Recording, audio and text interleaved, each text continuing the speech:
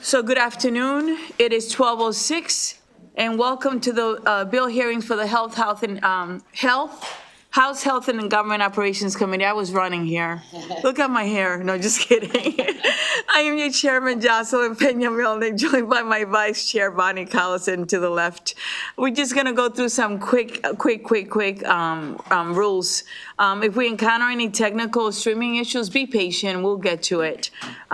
Please set your electronic devices, and I'm going to do it as well, to vibrate. The bill sponsor in this committee, we decided as a committee not to time it. However, everyone else has 2 minutes. A timer is displayed on the screen, and it tells you when you're done. If it goes off, please wrap up.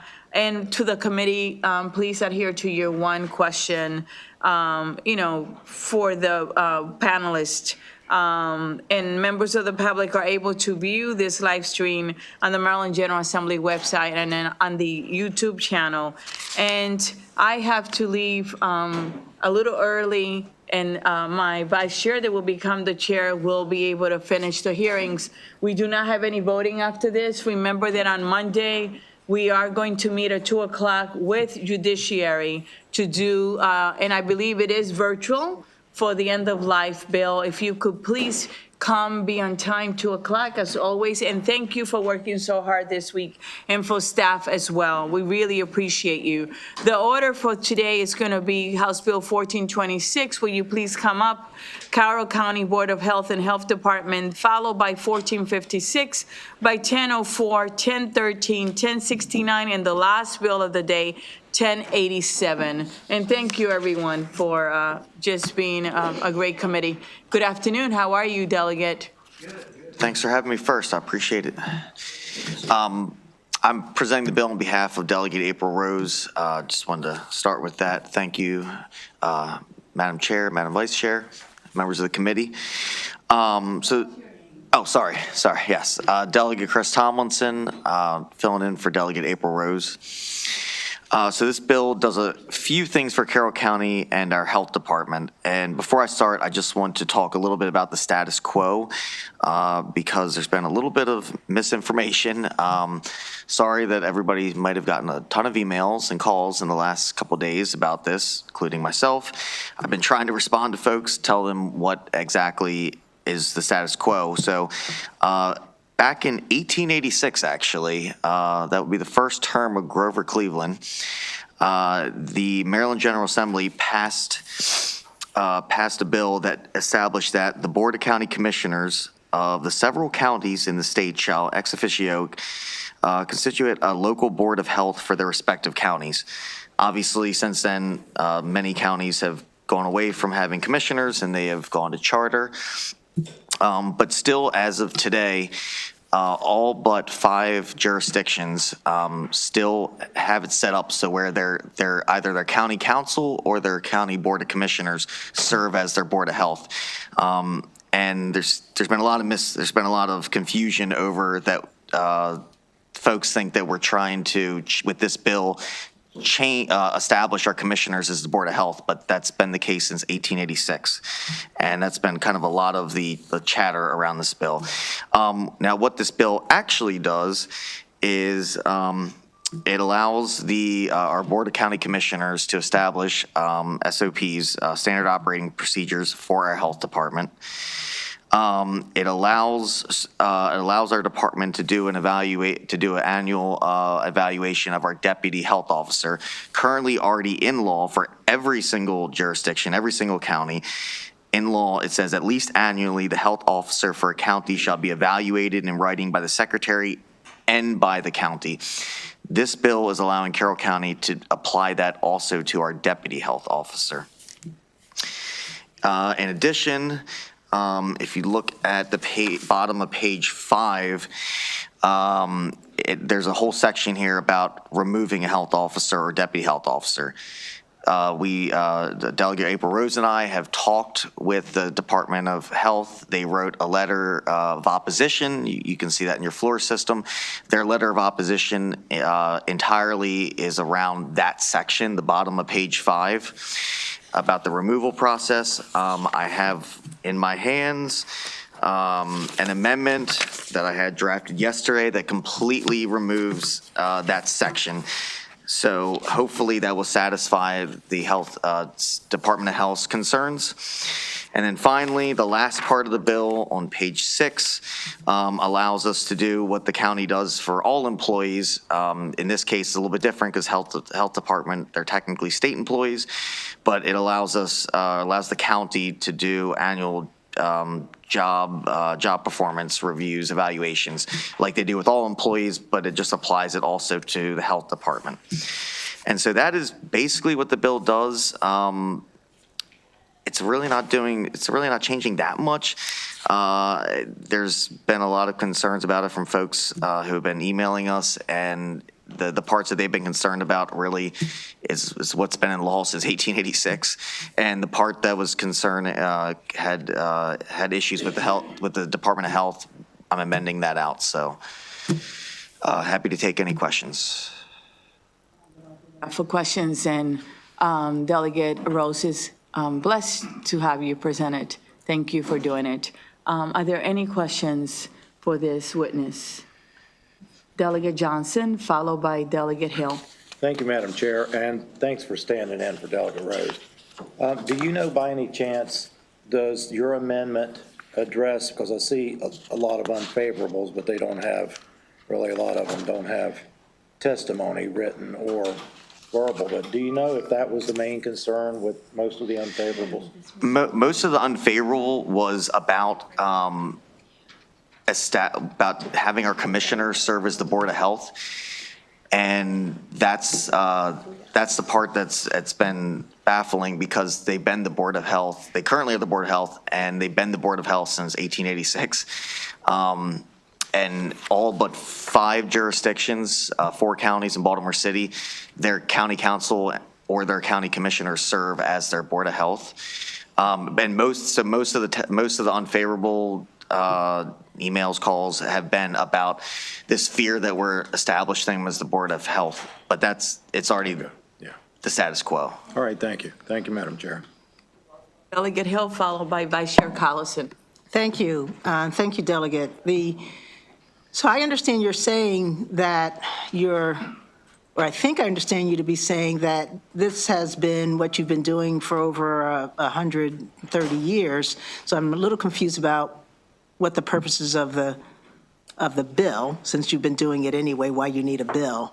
And the second piece is that the Maryland Association of County Health Officers is concerned about several things, and I know Delegate Johnson just asked a piece, but one of their many concerns is that the bill calls for evaluations of the local health department employees in Carroll County, and they said that would be over 150 evaluations, which would be administratively burdensome, et cetera. So again, if this isn't changing anything, why are we doing it? And if it's not changing anything, why is the State Association of County Health Officers feel like they're suddenly going to be asked to do a lot more work? Great question. Thank you. So when I say it's not changing anything, I'm talking about the establishing the county commissioners as the Board of Health. What it is changing, to answer your question, is it's requiring our county commissioners who serve as the Board of Health to do annual evaluations of the deputy health officer and the employees of the health department, which they do for the rest of the county employees. In this case, they're not county employees; they're state employees, and they do an annual evaluation of the health officer each year. So it's requiring the county commissioners to do what we kind of hope or wish that they were doing all along, and what they do for other employees. And you're requiring it because? Because they are not. Okay. All right, thank you. Collison, followed by Bagnall. Delegate Hill asked a lot of my question, but so what I'm asking now is, so are evaluations not being done at all, or is someone else doing them and you're putting the authority on the commissioners / Board of Health? Yes, so currently it is the county administrator who is doing the evaluations, And this is requiring the actual commissioners/Board of Health to do it. And the evaluation is only currently in statute applies to the health officer. This is applying it to the deputy health officer and the whole department. And they have the capacity, do they have the staff, the capacity to do that? The fiscal note does say that there's likely will require that they'll have to be, they'll have to hire one position to handle that. Thank you, Madam Chair. Welcome, Delegate Bagno. Thank you, Madam Chair. And I think we're all just trying to understand this. So if I'm understanding you correctly, it's replacing the supervisory role currently done by the administrator with the commissioners on all staff and within the local health department. Is that correct?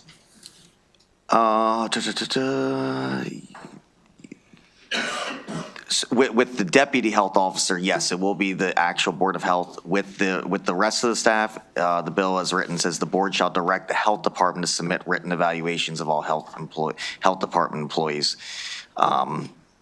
Whether they, are doing, the 5 of them are doing each evaluation themselves, or whether they're going to hire a member of staff to help them out is on them. In that, would that be in addition to the current administrator or in lieu of the current administrator? You said is currently responsible for that oversight. Currently, it's the county administrator that's doing just the health officer. Okay, thank you. And if I can have one more follow-up, just from the bill, it also says that that the board shall establish standard operating procedures for the health department. Is that, are there not currently standard operating procedures, or the board would be establishing new standard operating procedures? The state does, so I think everybody in this committee most likely knows all but Baltimore City, every county except for Baltimore City, their county health departments, they're all state employees. They all work under the Department of Health in a kind of joint collaboration with the counties. And in that case, the state obviously has their own SOPs, but this would allow the county to, in addition, create some SOPs that do not exist. Okay, thank you. Thank you, Madam Chair. And I have a couple of ones, if I may, since I haven't asked one yet. And by creating that, it gives you what duties, what are you able to do? What power does it give you by doing that? It allows us or allows not me exactly, but the county, our Board of County Commissioners, it allows them to have a little more, better idea of what's going on inside the agency, inside the department. It allows them to have a little more oversight. They are a state department, but the county, they fund about a quarter of the budget, a quarter of the health department's budget comes from the county. They provide the building, and it's allowing the county to have a little more better idea of what's going on within the unit. And quite frankly, it's requiring the county. It's kind of requiring the county to take more of an initiative to be involved with what goes on in the health Are department. they able to fire this person? That was a part of the bill, bottom of page 5. That part is getting amended out. I have the amendment in this folder right here. And that's what the Secretary of Health, Department of Health, their concern was about the removal process. That part is, I'm cutting it, happy to cut it out. I've got the amendment. Who pays for the salary of the health officer? About 50% comes I don't know about exactly the health officer, but the entire department. About 50% comes from the state, a quarter comes from the federal government, and about a quarter comes from the county. So the health department is paid by the department. The department pays for every health officer in the state. So that you know. Oh, okay. I did not Okay. know. Thank you. Yeah, so we received, I did personally, over 200 emails, over 75 phone calls and voicemail against this bill. That's a lot. And one of them I'm going to read to you. because as the chair, right, everyone has been writing. I am a Carroll County resident, and I'm strongly opposed to this bill. I urge this committee to vote no on this proposed legislation, which would establish the Carroll County Board of Commissioners as the Carroll County Board of Health. Please do not turn control over to the Carroll County Commissioners, as this is a partisan body who currently do not, and in the future almost certainly will have any medical background. The commissioners already provide a very low amount of funding to the health department, showing their disregard for its importance. And I'm reading it so that you can get the nature of the calls I got and emails. They will not be looking out for the health department or concerns of the citizens. The health department should be run by qualified individuals and run in a nonpartisan manner, which I fear will not happen if the commissioners are in charge. As a citizen that has had a lot of interaction with the county and the commissioners over the last 10 years, I can say I'm not impressed with how things are managed, the lack of transparency, and the spoil system that abounds here. The partisan views leak into every faucet, including our schools. Based on these experiences, I would not expect the health department to rely on facts and science if the county were in control. Health department policies and actions need to be based on science and research, not the partisan opinions of whomever happens to be on the local board of commissioners at any given time. Its current directors are medical and public health policy professionals, and it is run in a nonpartisan manner, which is how it should remain. Turning control over to an elected local board means turning control over to persons who likely have no medical background and who may have personal or political motivations in making decisions and policies. The health, safety, and well-being of the county residents is too important to take this risk. Please vote no to this bill. So I read that just to show you all those emails that my staff and I have been getting and phone calls have been saying the same thing. Just wanted you to know. I know you got a lot as well. Yes, and as I've mentioned, this is most of the emails and calls have been kind of highlighting the same thing, and it's been frustrating because these folks are worried that the county commissioners are going to become the Board of Health, but they've been the Board of Health for over 100 years. And so I think there's a lot of confusion. And I spoke to the bill drafting office yesterday and the day before that. And I said, why does that even have to be in the bill? I said, because that's the part that's driving people crazy, because people think that we're now establishing, but it's been the case. And the reason why it's even in there, page 2, it's even in there is because this is creating a slight carve out for Carroll County that they had to, I guess, reinforce or remind, I guess, everybody that our County Board of Commissioners serves as the Board of Health, as do 19 other counties. But it's a little more than that, respectfully, because it's like there's no trust. And they're saying that the decisions will be very political. And that seemed to have been the message with a lot of these calls as well. It's not just that section. But that being said, I just wanted you to know what we have as well. I don't see any other questions, but I do want to thank you for being flexible, for coming to the committee, because I know you have to go vote in judiciary. And I want you to know that we appreciate you being here. And these are not easy, easy bills, right? So the committee would take it into consideration. I know we also have the health department, so you may want to come, stay and hear it if you can. But thank you so much for being here, okay? Thanks for working with my schedule with judiciary and everything. And Our pleasure, anytime. moving forward, I only want to come back for procurement bills. That's my preference. You did really well this past week, let me tell you. Thank you so much. A lot less questions. Thank you. You're welcome. The next witness, please. Will you please bring them up? All right. Thank you. Dr. Kay? You can get started. Thank you.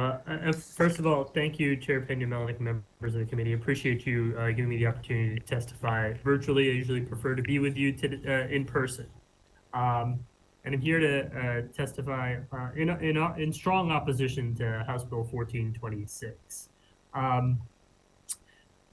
As we know, I'm not going to belabor the history, but all 23 health officers outside of Baltimore City are state employees. And the majority of local health department staff are state employees as well. And that's certainly the case with Carroll County. We're in opposition to pretty much most of the facets of this bill. While I appreciate the bill sponsors' amendments around removing that the county would have unilateral authority to remove a state employee, I don't think it goes far enough. There are personnel protections in place. We have evaluation processes for state employees, subjecting state employees to another governing body, and particularly a legislative body, to carry out personnel activities is unreasonable. And it's also not fair to have a different system for one county for personnel than the rest of the entire local health departments across the state.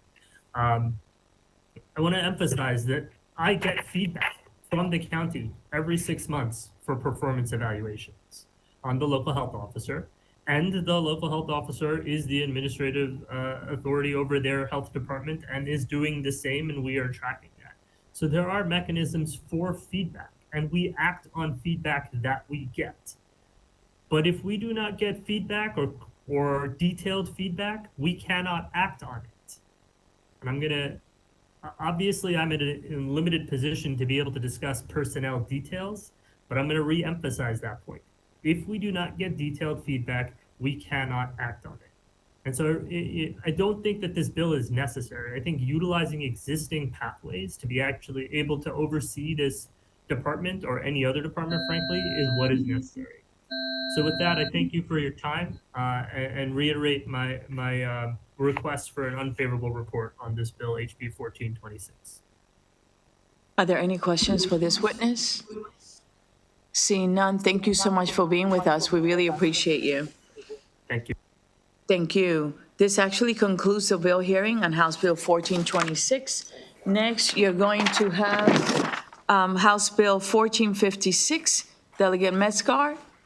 And I believe his chief of staff is presenting, or?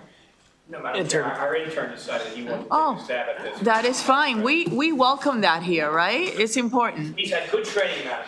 I believe it. And welcome. How are you? I'm doing great, Madam Chair. How are you? I'm doing well. If you could give us your name and then you can get started, okay? Yes, ma'am. For the record, my name is Colin Michael Rolfs. I am the intern for Delegate Rick Metzger of Legislative District 6 in Baltimore County, who is the sponsor of House Bill 1456, Autologous and Directed Blood Donations Bill, which has new requirements for different blood donations and transfusions. When you donate your blood, it is separated into three parts: your platelets, your red blood cells, and your plasma. The platelets are only good for 5 days. Your plasma can be stored up for up to a year, yes, but there are complications that can come from this, such as ice crystals forming if it's not properly frozen. And with your red blood cells, they can be stored for up to 42 days. However, the problem is after 3 weeks, red blood cells can start to rupture after oxygen starts leaving the blood. It starts to degrade, like most chemicals, has a half-life. Oh, I'm sorry. Yes, ma'am. Thank you, Madam Vice Chair. Thank you, Delegate. No, it's all right. I understand. So as I was saying, yes, there can be complications that arise from not keeping your blood fresh and oxygenated. So this bill is proposing that we have it stored for 3 days before a procedure, with either the patient themselves donating their own blood to using their own procedure, or from blood that has been already stored.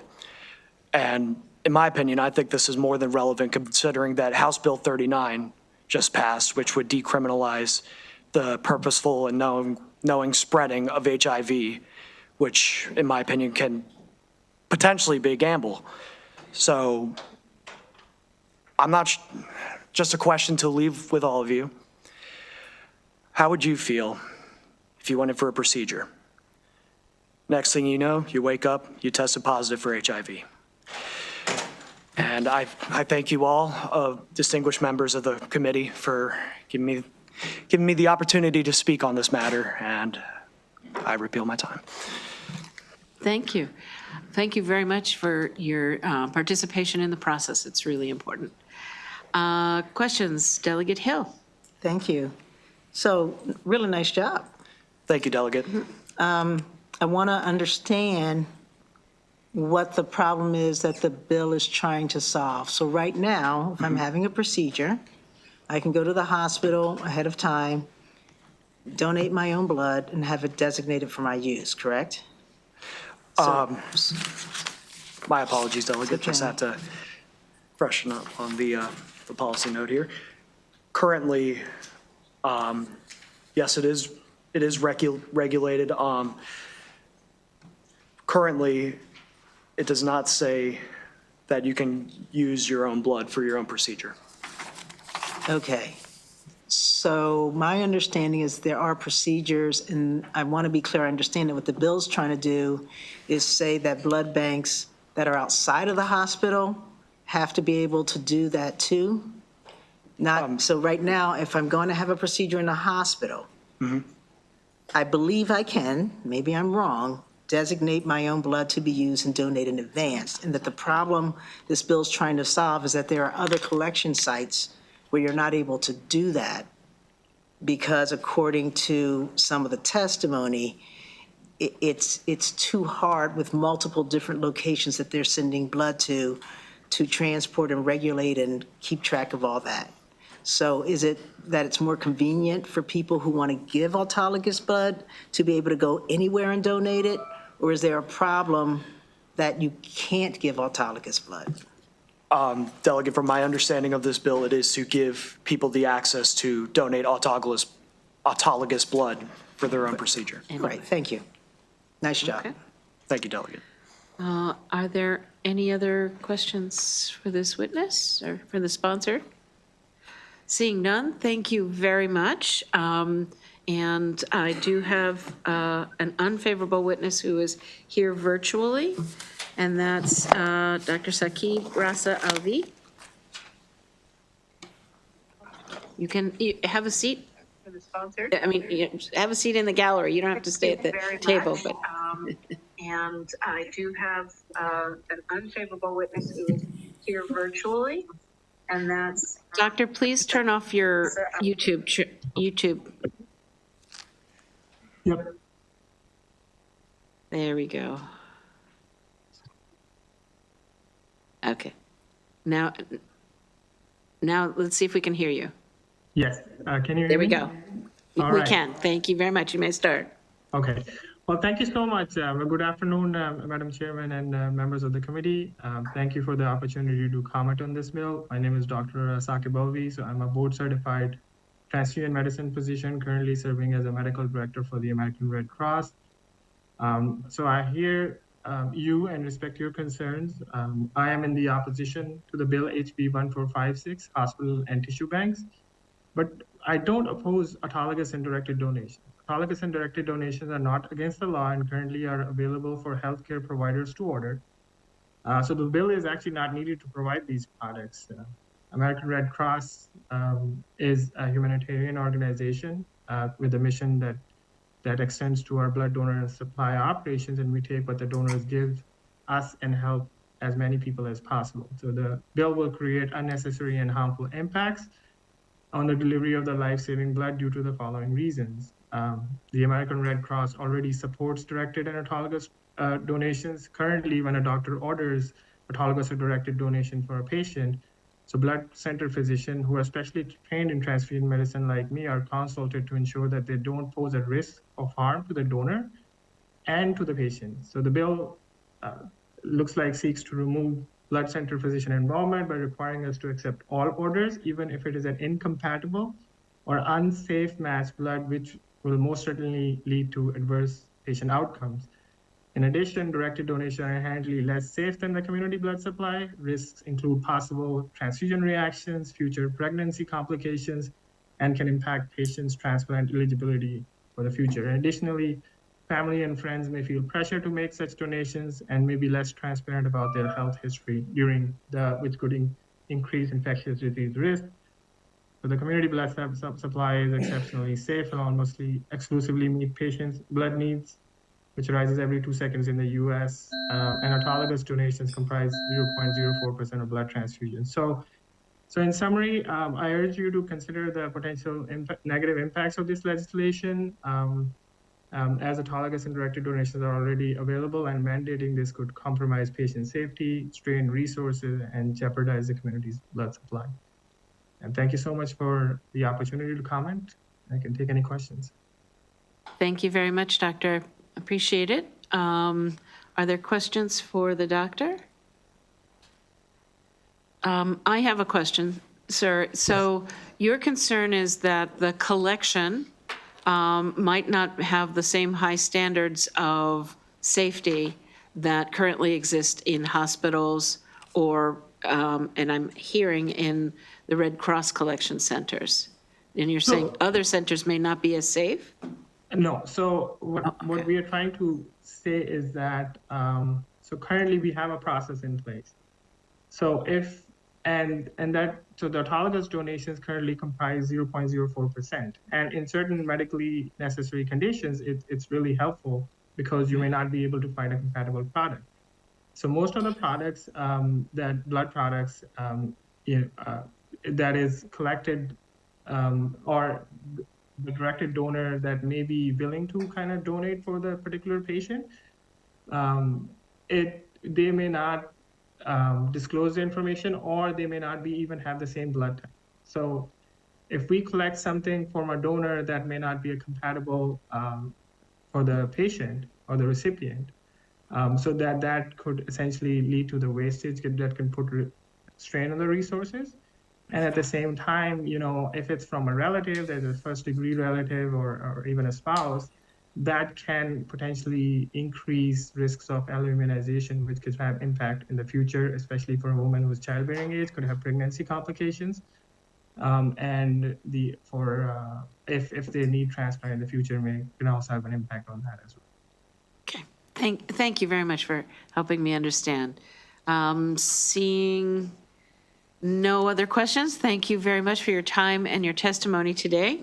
And that concludes the hearing on House Bill 1456. Now you're free to go. Sorry. Thank you again for coming. Thank you, and we're going to move to House Bill 1004, Delegate Martinez, Public Health, Alzheimer's Disease and Related Dementia, Information on Prevalence and Treatment. Delegate Martinez, please bring your panel up.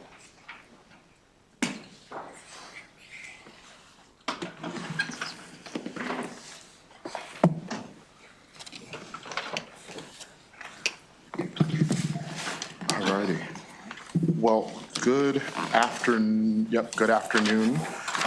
colleagues, Madam Chair, and colleagues on the Health and Government Operations Committee. For the record, I am Delegate Ashanti Martinez, here to present House Bill 1004, the Public Health, Alzheimer's Disease and Related Dementias, Information on Prevalence and Treatment Act. This bill aims to make information of Alzheimer's and related dementias more readily available and increase awareness and preparedness for Marylanders. Why does this matter? Why is this personal to me? Why do we care? A few years ago, I tell the story often, my great-grandmother, I've been blessed in my life to have both great-grandparents and grandparents all around. And when my great-grandmother was aging and declining in her cognitive memory and mental health, we were kind of wondering, what was it? What was going on? And the impact that has on people is so really important. I remember the story, we were all gathered as family for a funeral, and I happened to tuck my grandmother in because she loved to watch basketball. And my aunt came into the living room really upset, like, oh my gosh, Grandma said a man came in her room and tucked her in. Who's this man? Who's in the house? That man was me. For my great-grandmother, she remembered me as 6 years old, not me as an adult. And the impacts of that, I know, are felt throughout our state, particularly when you look at the numbers in Prince George's and Baltimore City. And so this bill, what it aims to do is equip our Marylanders with information, as well as our health providers, on new and innovative treatments that have been approved by the Food and Drug Administration. It would also require that the Maryland Health Department create a publicly available website that provides information on the prevalence of Alzheimer's disease and related dementias throughout our state. I think combined, these two changes would allow for better understanding of the disease and also understanding the success of treatments that are being made, vastly improving the quality of care for some of our most vulnerable Marylanders. This bill would also allow those affected to find assistance much easier. We want to increase healthcare navigation, particularly for a disease such as this. And making information more readily available is going to empower folks. We know knowledge is power. There's 127,000 Marylanders that we know of that have this disease. And there's another additional 247,000 Marylanders who are uncompensated caregivers to those impacted, all totaling annually 405 million hours of uncompensated care.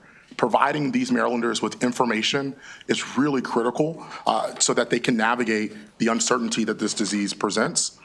We're supported by a whole bunch of folks, so I'll name a few: 1199 SEIU, the Maryland Legislative Latino Caucus, Caring Across Maryland, Marylanders for Patient Rights, Leading Age Maryland, Maryland Catholic Conference, the Virginia Jones Alzheimer's Disease and Related Dementias Council, which this interim, the Speaker appointed me to be the House of Delegates representative, so I'm really honored to represent all of us on that council, and several others, many of them on my panel.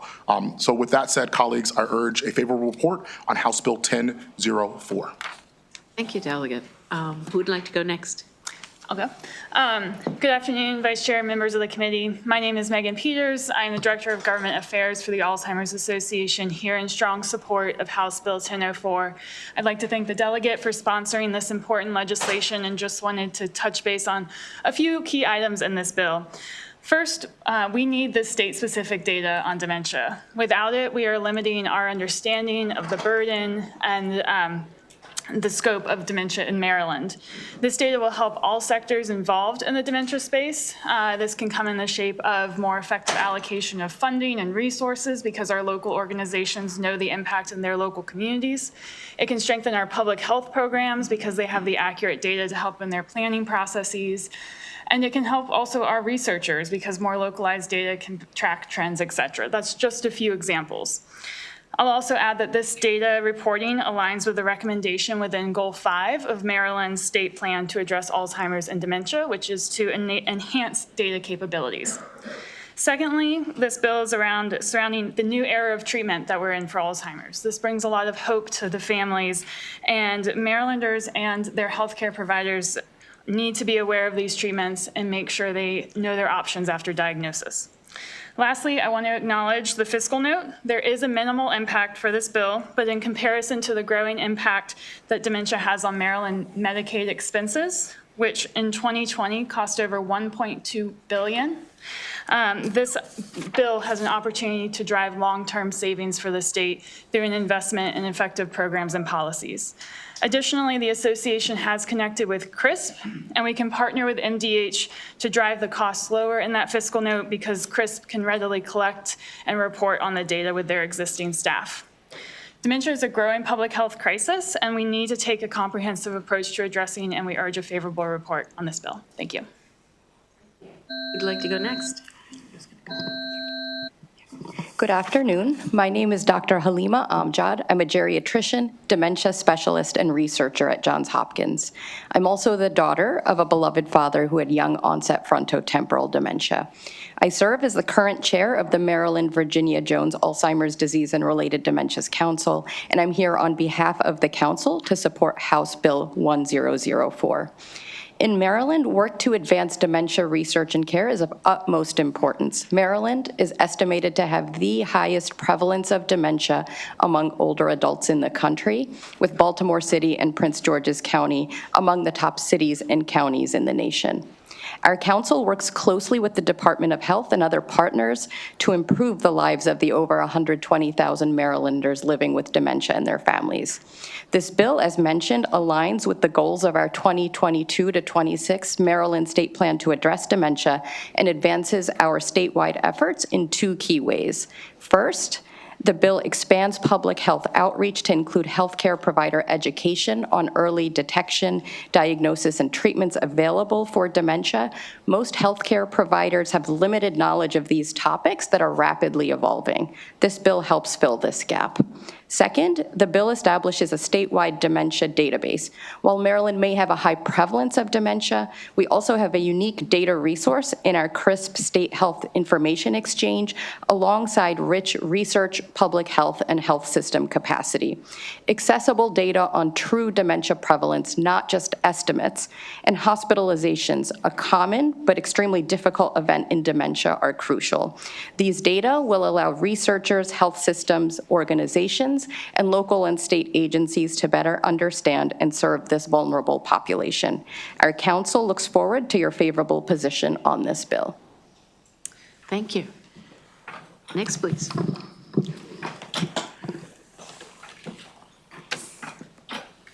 Good afternoon, Madam Chair, members of the Health and Government Operation Committee.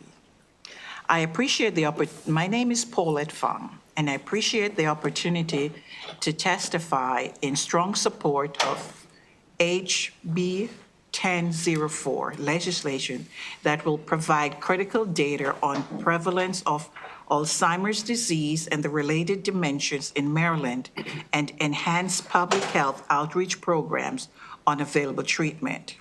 Maryland has the highest estimated prevalence of Alzheimer's in the nation, yet we do not collect state-specific data on dementia prevalence.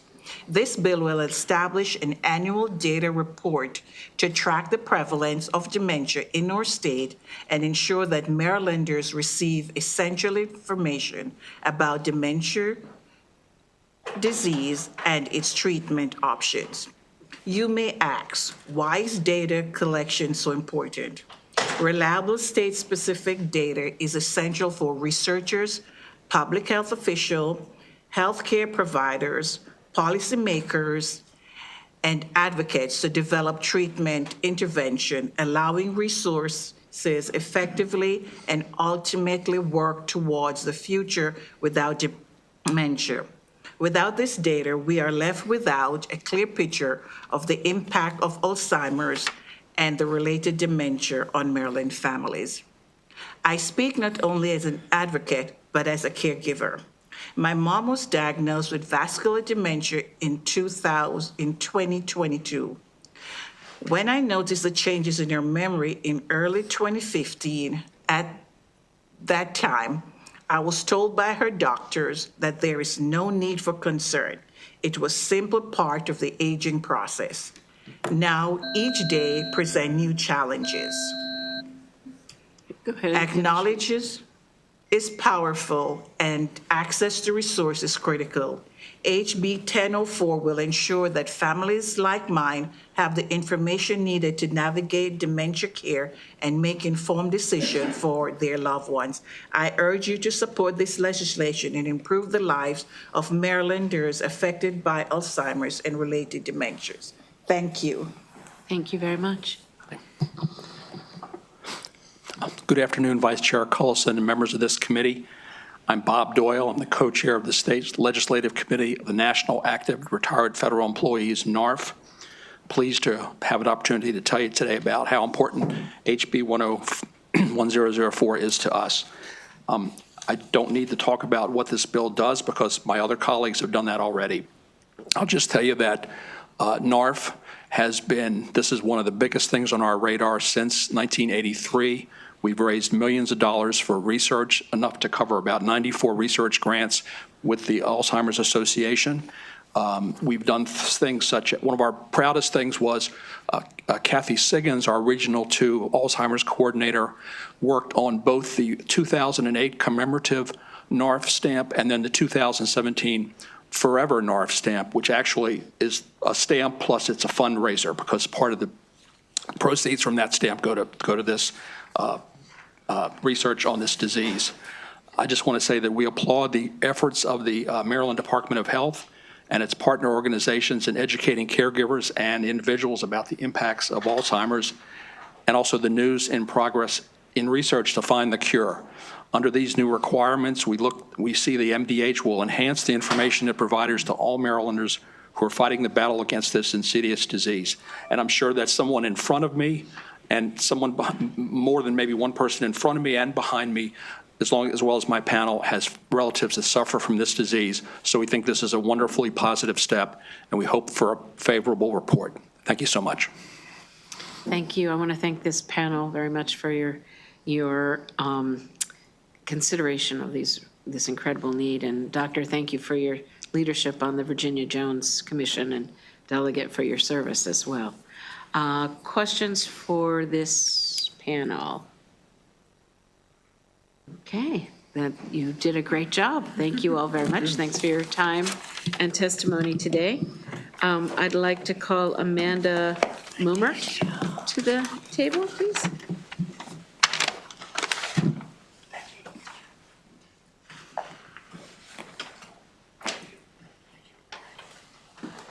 Thank you.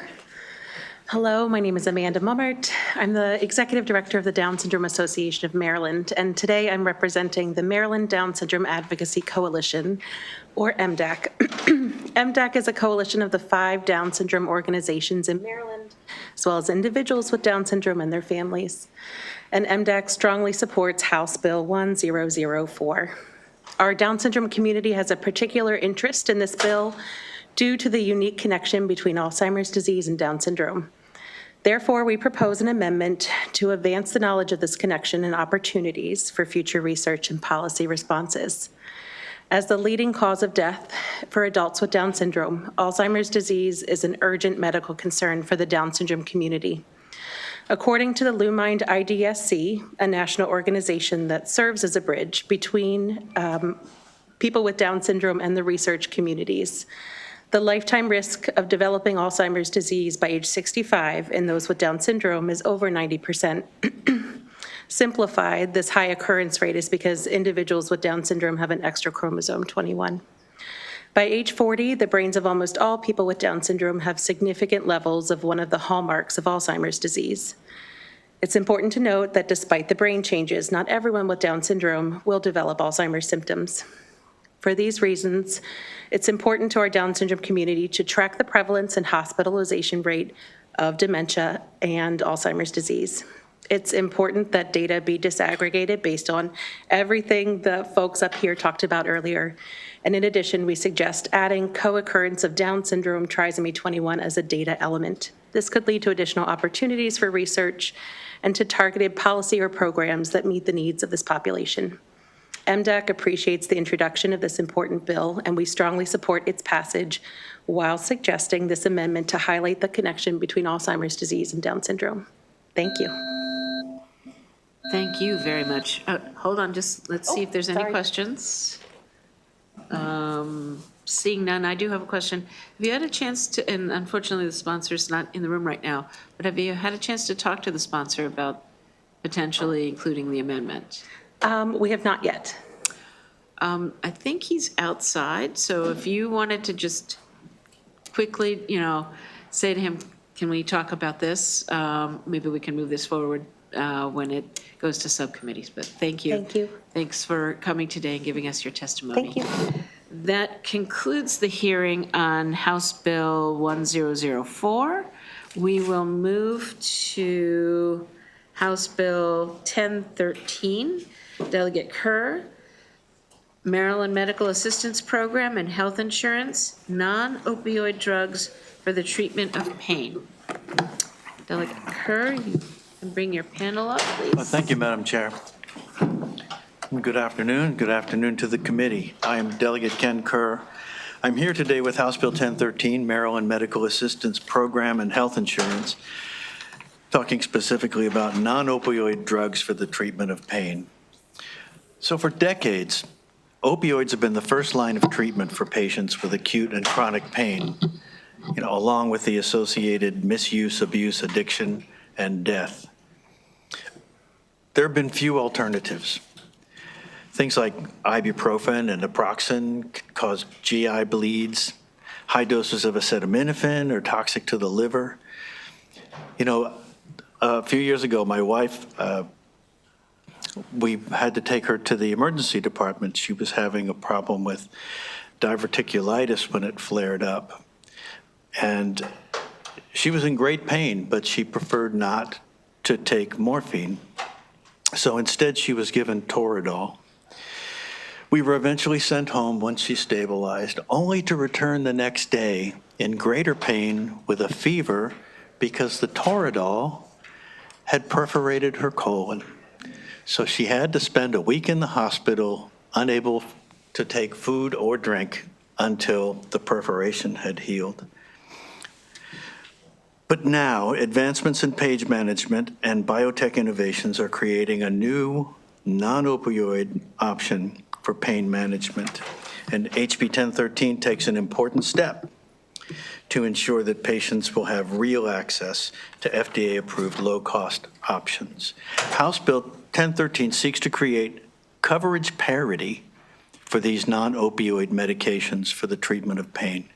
Unlike a lot of the legislation we've heard in this committee this year and years previously, HB 1013 would not prohibit the use of cost mitigation tools like utilization review and fail-first protocols, but simply they would require that opioids not be given a preference over the appropriate non-opioid options. So this committee's heard countless times this session that PBMs implement utilization review and other management tools at the direction of their carriers, plus sponsors, but in some circumstances, those decisions create a larger public health concern. According to the state's overdose dashboard, Maryland has had 1,255 opioid-related deaths since this time last year, which is substantially down from the previous year, but it's still way too high. These deaths occur at every zip code in the state and impact men and women at every race and every age group. The combined cost of the opioid epidemic in Maryland is approaching $30 billion. This session alone, Governor Moore proposed in his FY26 budget $78 million in expenditures from the Opioid Restitution Fund. And this doesn't include the hundreds of millions of dollars in Medicaid spending on substance use services and other public spending to combat the opioid crisis, as well as additional expenditures by each jurisdiction in the state. So compare that to the relatively small fiscal note on this bill. The vast majority of this money is currently spent on behavioral health, overdose costs, all after exposure, addiction, and overdose has already occurred. So HB 1013 proposes a new approach where individuals, particularly those at high risk of addiction, those unable to take drugs like Tylenol, Toradol, can avoid exposure to opioids in the first place.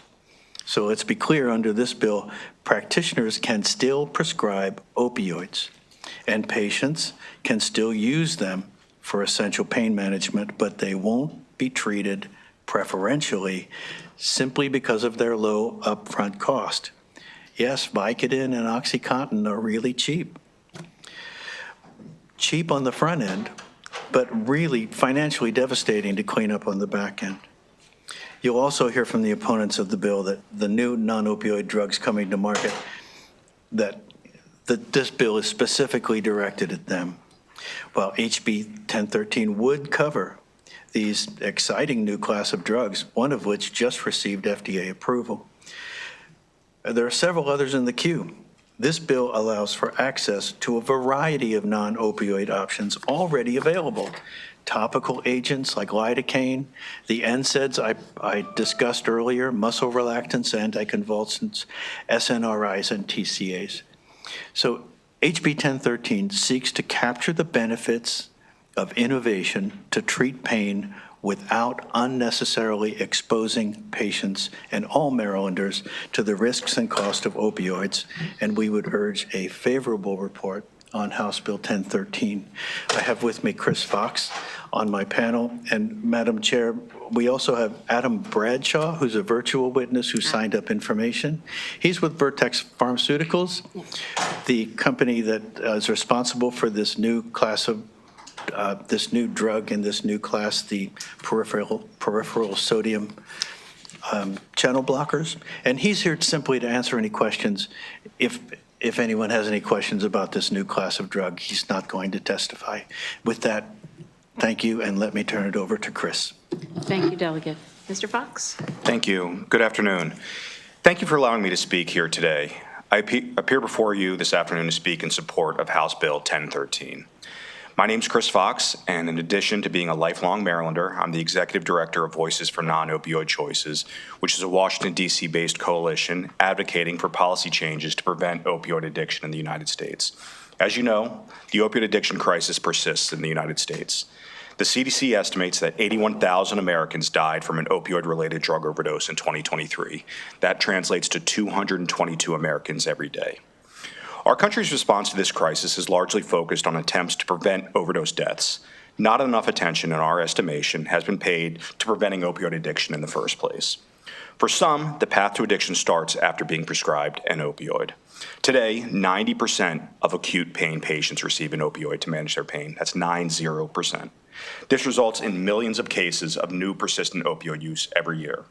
From here, some will go from taking prescribed opioids to obtaining those same pills illegally. Some will graduate to illicit forms of opioids, some will overdose, and some will die. The unfortunate reality is that despite this, our healthcare system continues to preference opioids over non-opioid pain approaches. Make no mistake, this over-reliance on opioids comes at a cost, both in human loss and in increased overall healthcare spending. We need to change the status quo in treating pain in this country, and House Bill 1013 would do just this and put all pain management options on the table for patients. The legislation would ensure that non-opioid pain management options are easily accessible without undue burdens placed on patients and would allow choice where it belongs, in the hands of patients and the doctors, not in the hands of those who value profits over patients. Lastly, I'm aware there has been some discussion about the fiscal repercussions of this legislation. To put this into a broader context, I want to remind the committee that we spend $1 trillion, with a T, dollars every year fighting the opioid addiction crisis. In Medicare alone, we spent $33 billion on opioid use disorder in 2022 alone. Let us not be penny wise, but pound foolish. I urge this committee to advance this legislation. I can assure you doing so will save lives. I urge the committee to put a price tag on that. Thank you. Thank you, Mr. Fox. And Mr. Bradshaw, you're here for information and questions? Thank you, Madam Chair. That is correct. I'm just here for informational purposes if needed. Okay, great, thank you. So questions for the sponsor and his panel, Delegate Hill. Thank you. Thank you for the bill, Delegate Kerr. So in the fiscal note, the Department of Health advises that because opioid and narcotic drugs, this is quoting, have no prior authorization, fail first, or some of them have no prior authorization, fail first, or step therapy requirements, the bill effectively prohibits any non-opioid drug, including new ones, but it doesn't say that, from being subject to such requirements. And that seems to be your intent, but there are other non-narcotics that are also available. So you're saying that you want the new class of drugs to it's not just about opioids, because generally if there's a fail first, it's not about take an opioid first, it's about take another non-opioid first. So you're trying to get the new class to skip that step and be considered to have the same track record as other non-opioids that are on the market? What we're saying is that this new class of drugs should not have any more restrictions placed on it than opiates do, that opiates should not get preferential treatment over a non-opioid alternative. Except it's not written for non-opioid to non-opioid. It's written to as if opioids are the only other analgesics that are available, and they're not. They're not. Right? Okay. Could I have just a follow-up? Yes. I'm going to, what's your last name again, sir? Sorry, Chris Fox. Yeah, Mr. Fox. So what are can you give the committee a list of the medications that are in this new classification and the non-opioids that are also available to treat that? Sure. Because I don't think this is really about the opioids. I think it's about the non-opioids. Well, I'm happy to. And so, sorry, if we were doing this a little bit closer, I might look in individuals' mouths, and that's not to be inappropriate, just to look to see if anybody's had any oral surgery, because almost all of us know what a non-opioid is, and you've gotten that needle in your gums, and it feels like it's 12 inches long, and then the dentist or the oral surgeon will tell you, don't drink anything hot or cold, because you might do some damage, and you know if you take that sip of water anyway, you're just going to drool it on yourself, or if you've had stitches. These are all examples of nerve blocks. And so the way pain works in the body is, say I stub my toe on this island here in the middle of this committee, right? My body will send a signal that will be sent via my spine to my brain that will basically say, owie, right? What I've given you an example of for oral surgery is what's called a nerve block. And what that nerve block does is it blocks that signal from getting to the spine to send that signal to the brain to say, owie. The way that opioids work traditionally is not by treating pain, but by distracting the brain. Our brains are often like goldfish in that they move to the next most interesting thing. And so it's not that the opioid will treat the pain necessarily, but it will. I'm sorry, I just want to answer the question. You're going to sales pitch. No, I'm asking if you can give us. Sure. So lidocaine, the non-opioids. Lidocaine, bupivacaine. Right, and those are Novocaine. available without step therapy now. Largely. Topicals, bupivacaine, all of that. So it's not an argument. I'm just trying to get to the other piece because you keep saying opioids as if those are the only other medications that are available that the products you're bringing onto the market would be competing with. So there are combination NSAIDs that you might not be able to You can get. just give us a list. So I'm not. So we don't advocate for specific products. So I'm not going to name brand name products, but I can give you classes of drugs, for example. So there are medications that are often used for acute migraines, for example, that are combination NSAID products, so non-steroidal anti-inflammatory drugs. We know these often as like ibuprofen, but in higher combinations and in formulations, they are available via prescription. We did an apples-to-apples look at what access to those would look like, and while there would be no step therapy requirements for something like generic Vicodin in this case, there would be for the branded product, the branded NSAID product, and there would be other sort of hurdles that the patient would have to go through. So that is a branded NSAID. But not the non-branded NSAID product. Well, it's not available just yet, non-branded, until obviously there's patent protection. There's patent protection for a certain time frame, and then once those patents expire, they would be available. But yeah, so there are NSAIDs. There are also sedatives that are often used for pain. We almost all know products like gabapentin is another one that is manufactured by a number of them that have indications for pain management and other products. Those NSAIDs are also available in IV formulation, which are less economical than prescription opioids. And these NSAIDs sometimes do have step therapy requirements placed on them just because, as the delegate mentioned, sometimes there are counterindications, particularly for certain individuals with cardiovascular events. So those are all sort of examples of non-opioid products. So there are nerve blocks, NSAIDs, other combination products, and obviously other novel products that are coming to market, one of which recently received FDA approval. There are about 24 others that are in various stages of commercial development right now. Thank you. Thank you, Madam Chair. Other questions for this? I have a question, I think, for Mr. Bradshaw. The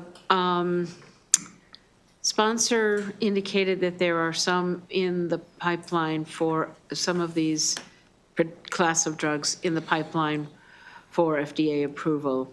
Currently, I think I heard there's only one. What's do you have a sense of what that timeline is for approval of others? First, thank you for the entire committee for the opportunity to comment. My name is Adam Bradshaw. I'm a pharmacist by training, and I work in health economics and outcomes research at Vertex. To your question, I can't speak to the specific timings for future products in the pipeline.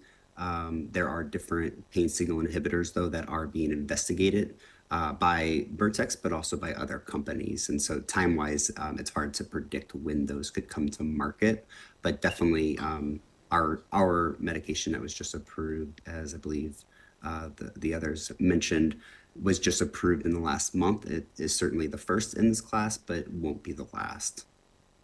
Okay. Okay, thank you very much. Any other questions for the sponsors panel? Seeing none, thank you very much for the bill, Delegate. I am going to call Mr. Michael Johansson back to the table. Did you get to go home last night, Mr. Johansson? No, I sat right there. Thank Good you for coming afternoon, back. Madam Chair and Committee. I'm Mike Johansson on behalf of PCMA, the Trade Association for PBMs. So as a general policy, the Trade Association will oppose statutory limitations on utilization management tools.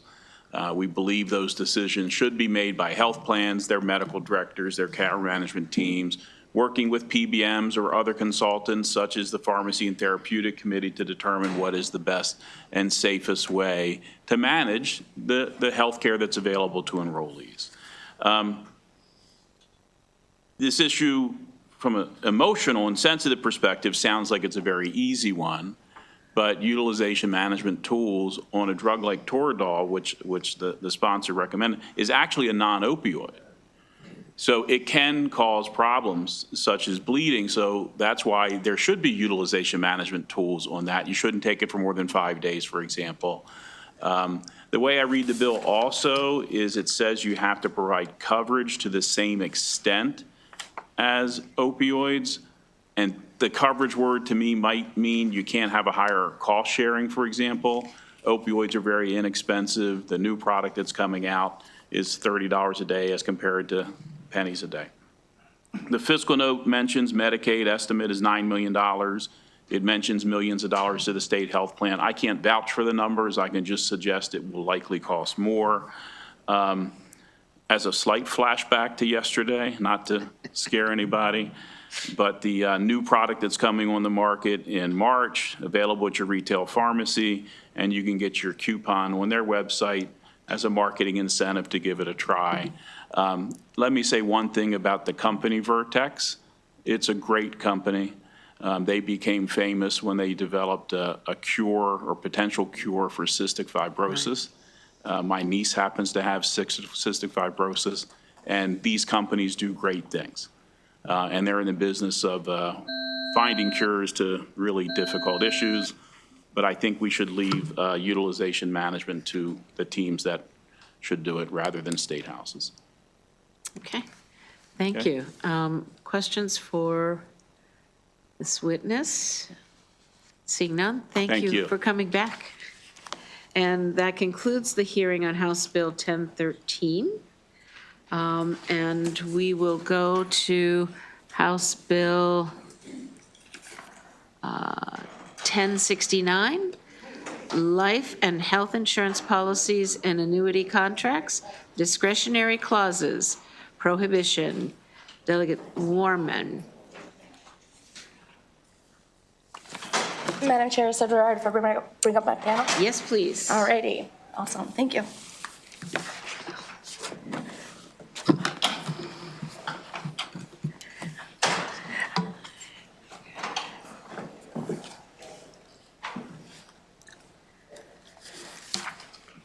Okay.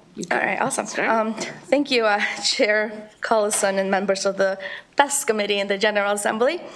Thank you for the opportunity to testify on HB 1069, a bill that builds on Maryland's strong commitment to consumer protection.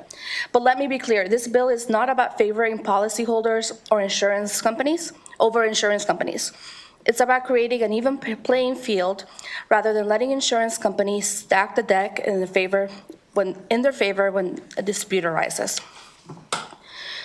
This issue isn't new to this committee. Chair Peña-Melnick herself led the charge in 2011 when we passed legislation to ban discretionary clauses in health insurance policies. Thanks to her leadership, Maryland became a national leader in protecting consumers from these unfair contract provisions. Now we have the opportunity to finish what she started. This bill closes a loophole by applying the same common sense protections to life insurance, annuities, and disability insurance, ensuring fairness across the board. I'm not an attorney, but let me explain this issue in football terms, which I think a lot more of us understand.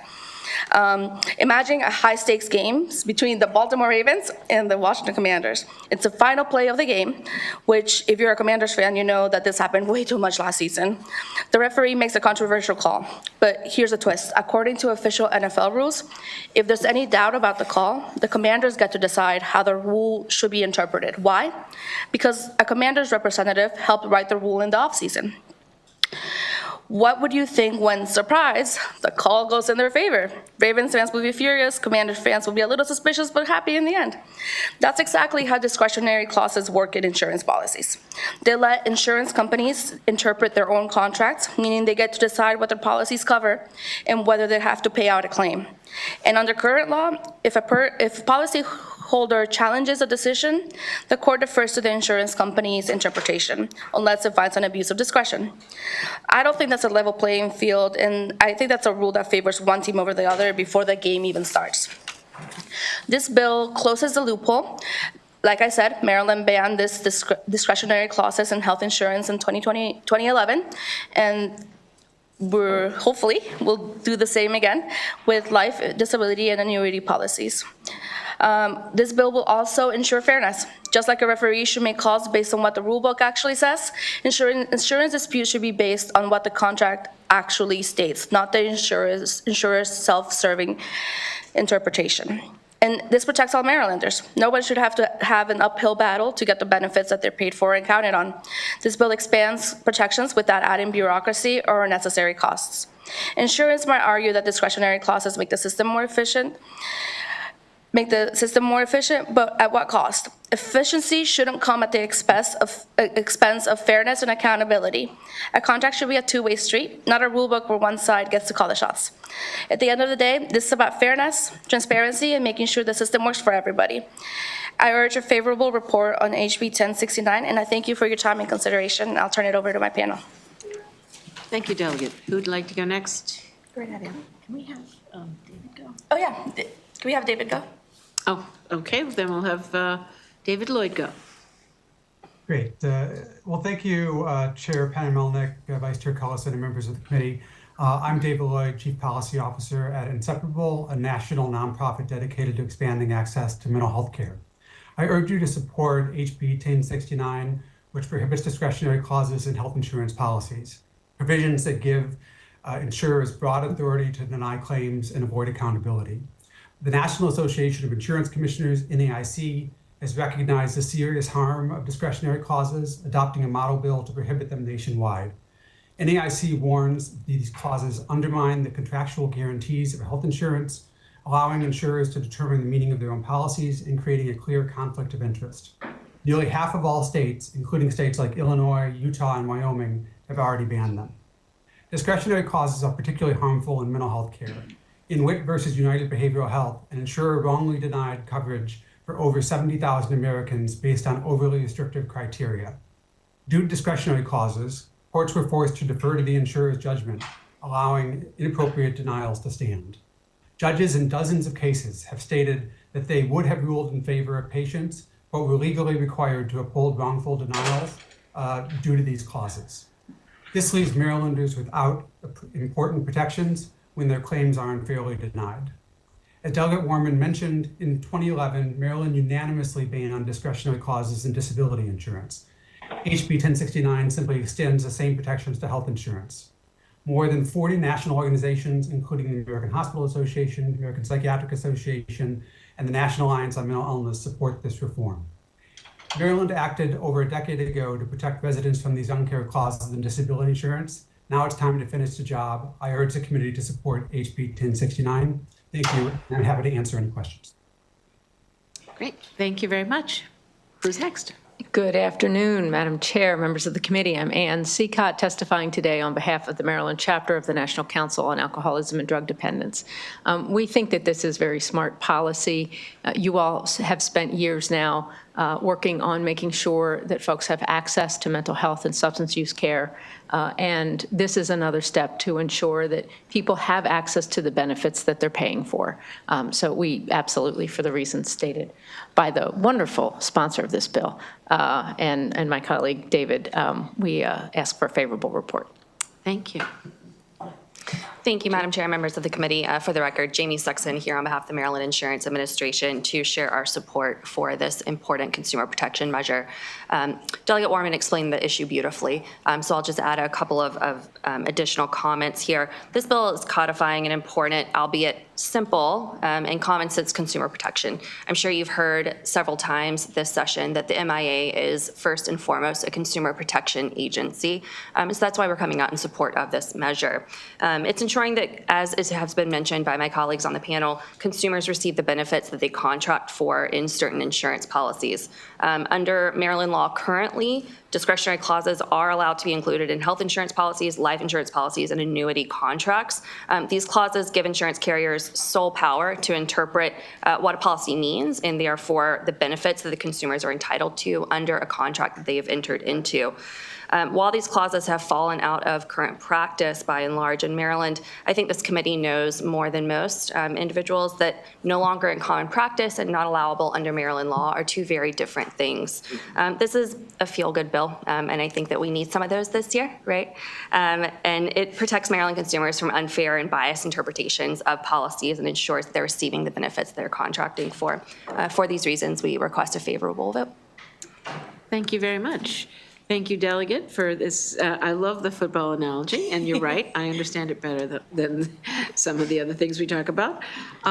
Questions for the sponsor or her panel? Seeing none. You've done a great, doggone it. Lipstick today. What happened? Hold on, let me see where my glasses are. Okay, here we go, so I can hear you. So much better. So my quick question is, what has the discussion been with the life insurance carriers regarding dropping these discretionary clauses? I'll turn it over to them. I have not heard from them. I did bring the bill to them at the beginning, hey, this is what's happening, and I didn't hear back from them. So, and we, if you look at the testimony, they didn't submit any testimony in either. Okay, you might want to reach out to them. I mean, I agree with this bill. I believe that it is important and that we do need to level the playing field, but we just need to make sure that every stakeholder is at the table. We don't want to blindside. Yeah, I'll definitely run it by them. Thank you. Yeah, good job. Thank you. Thank you. Okay, I'm going to look really hard now. Seeing no red lights. Thank you very much, Delegate, for the bill and for the opportunity to have a good bill. What did you say? Feel good. It's a feel-good bill. Thank you. Thank you all. Thank you. Thank you, Madam Chair. And that concludes the hearing on House Bill 1069, and we will go to the last bill of the day, which is House Bill 1087, Delegate Bandari, Health Insurance, Step Therapy or Fail First Protocols, Drugs to Treat Associated Conditions of Advanced Metastatic Cancer. And Delegate Bandari, I think you have Delegate Woods is joining you, Rachel Joseph, Patrick Hogan, Brianne Hoyt, and is Angelica in the line? Let's pull her up. Now, you do realize that only one of the sponsors is untimed? Okay. You want to go first then, so you're the untimed person. I think you know I was going to leave it for the 2 minutes. Okay. For the record, Delegate Ari Bandari. Thank you, Madam Chair, and fellow members of Health and Government Operations Committee. I'm honored to testify today strongly on this legislation I've introduced alongside Delegate Woods to ensure that our state patients battling advanced cancer receive the timely, effective treatment they need without unnecessary barriers imposed by insurers. This metastatic cancer is an aggressive and often terminal disease that requires swift and targeted intervention. Under current policies, too many patients are subjected to step therapy or fail-first protocols, which force them to try and fail on insurer-preferred medication before they can access the treatment prescribed by their physician. This is not just an inconvenience, it is a potentially life-threatening delay. Cancer does not wait, nor should be the patients fighting it.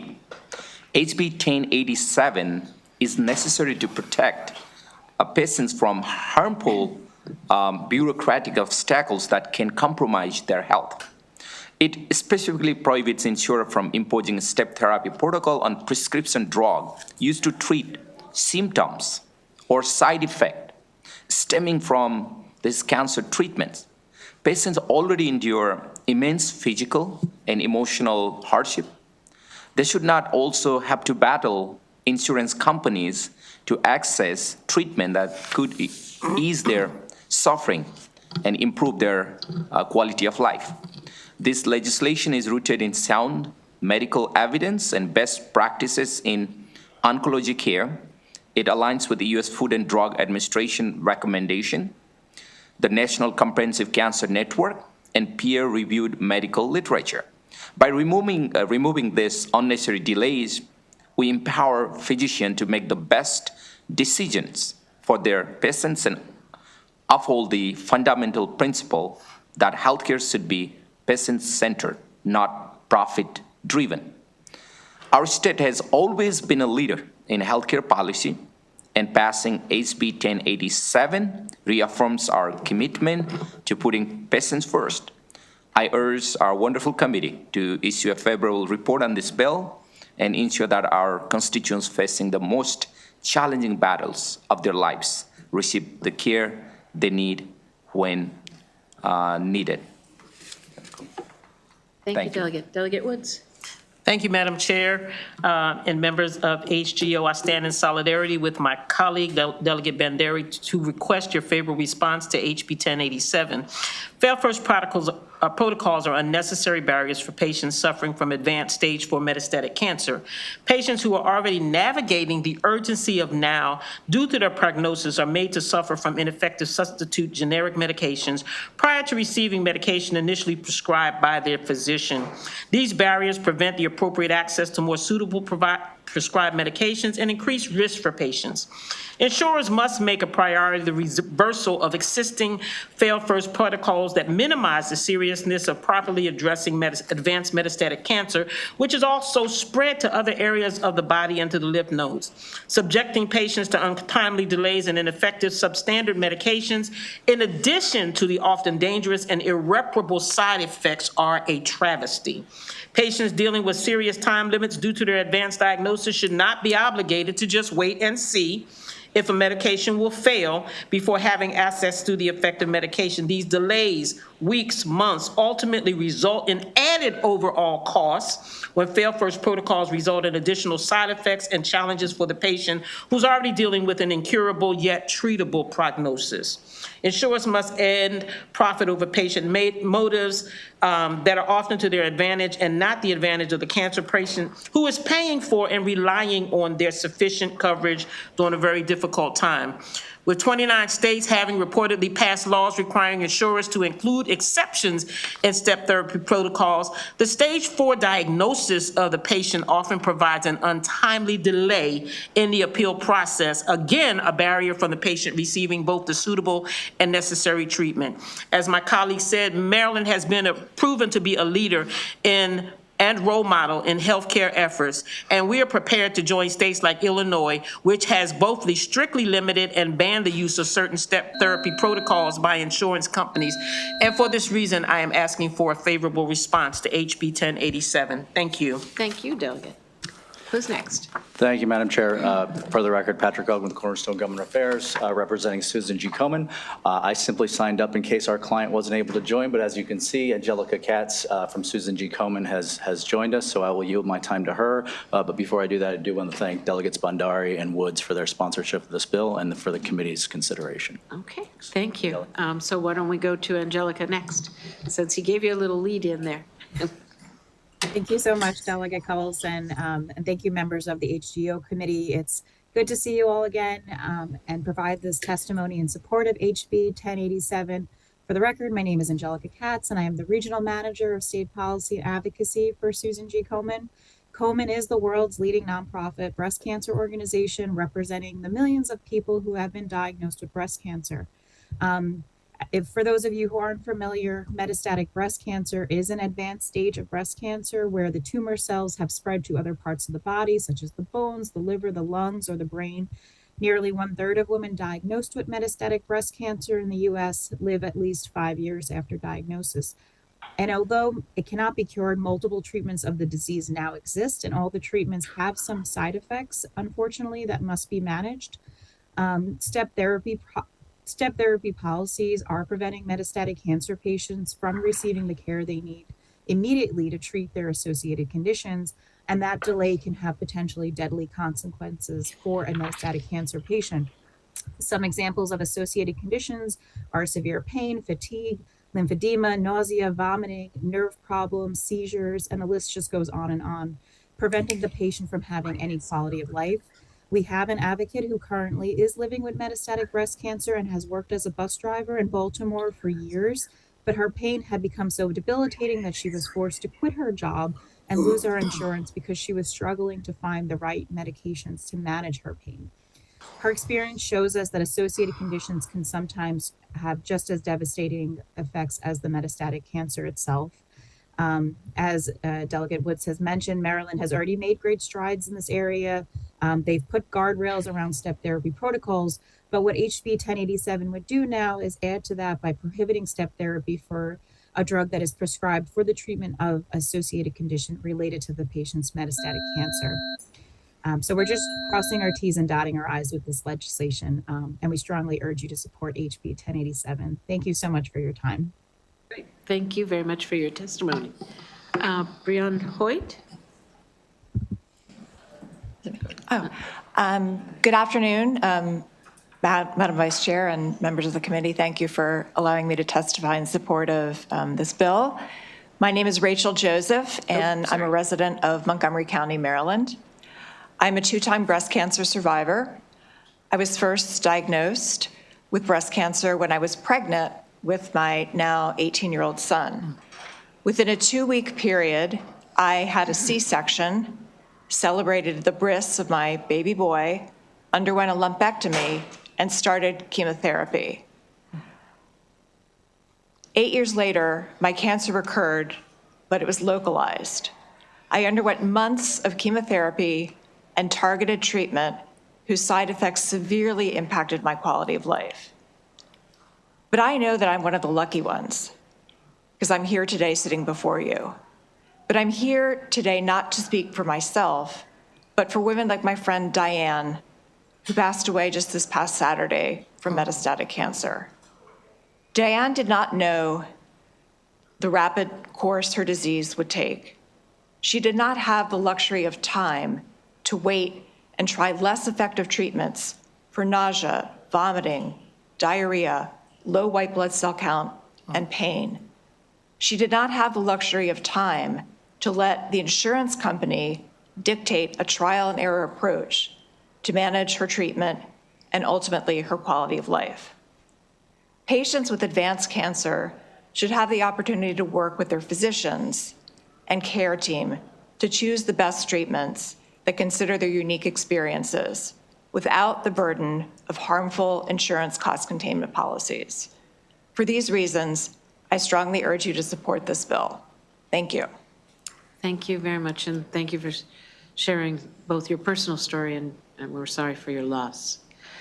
Questions for the sponsors and their panel? Delegate Hutchinson. Yes. Aren't breast cancer survivors pretty awesome people? We are. We are super awesome, yes. Rachel's good friends with my former wife, who's a survivor as well, so it was nice to see her today. Thank you. On that, Delegate. Indeed. I'm going to look again. Seeing no further questions, thank you all for your time, your testimony, and your commitment to this issue. And we'll be talking about it in subcommittee. So thank you for your time and testimony. This concludes the hearing on House Bill 1087 and the work before us today. Just want to remind the committee and those who might be watching is that we will be having a hearing at 2 o'clock on Monday on the End of Life Options Act, and it is virtual. So make sure you're in a place that you can listen and access the information. With that, we are adjourned. Have a great weekend, everyone.